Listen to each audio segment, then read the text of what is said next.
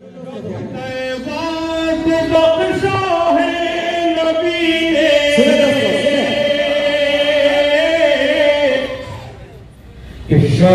طیبہ کو بخشا ہے نبی نے، ختم اپنا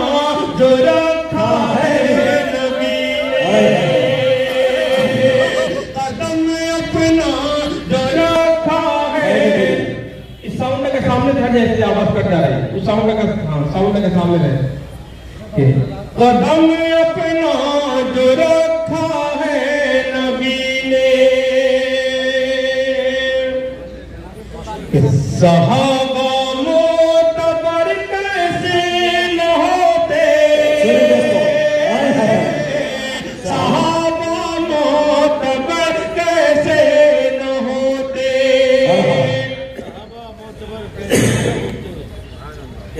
صحابہ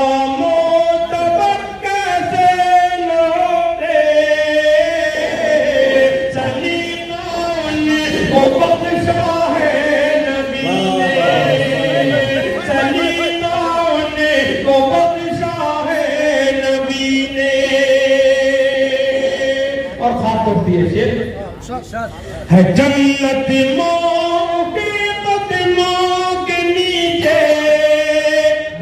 آپ لوگوں کے بارے سے کہ ہے جنت ماں کے قدموں کے نیچے، ہے جنت ماں کے قدموں کے نیچے،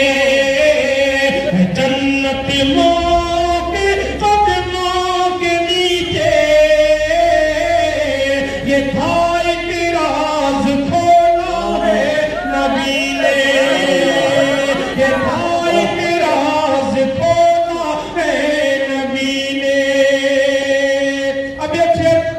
میں ایک بہت عظیم شاعر، فی البدیع شاعر، کوہنا مشق شاعر جگر امروہی صاحب تشریف فرما ہے، اور میں سمجھتا ہوں کہ منقبت پر انہوں نے پی ایچ ڈی کی ہے، اللہ تعالیٰ نے سلامت رکھے، اور یہ شعر حق بنتا ہے جگر صاحب کہ میں آپ کے حوالے سے پیش کروں، سماعت فرمائیں کہ اسی سے ان کی عظمت کو سمجھ لو، اسی سے ان کی عظمت کو سمجھ لو، اسی سے ان کی عظمت کو سمجھ لو، عمر کو رب سے مانگا ہے نبی نے، عمر کو رب سے مانگا ہے نبی نے، اسی سے ان کی عظمت کو سمجھ لو، عمر کو رب سے مانگا ہے نبی نے۔ اور ایک شعر کچھ الگ انداز کا ہو گیا، دنیا میں ایک ایسا بد نصیب، ایک ایسا ملعون شخص ہے جو آپ صلی اللہ علیہ وسلم کے پرچے سے مرا، ہلکی سی خراش آئی تھی، اور علماء اکرام اس پورے واقعے سے واقعی میں سماعت فرمائیں کہ تجھے کوئی بچا سکتا نہیں اب، آپ صلی اللہ علیہ وسلم نے پرچہ پھینکا، اس کی طرف ہلکی سی خراش آئی تھی، اتنی درد کی شدت تھی، اس قدر چلا رہا تھا،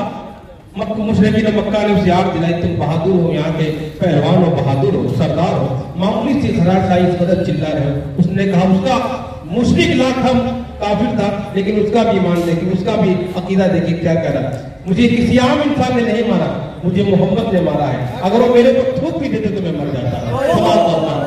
شرف طیبہ کو بخشا ہے نبی نے، تجھے کوئی بچا سکتا نہیں اب،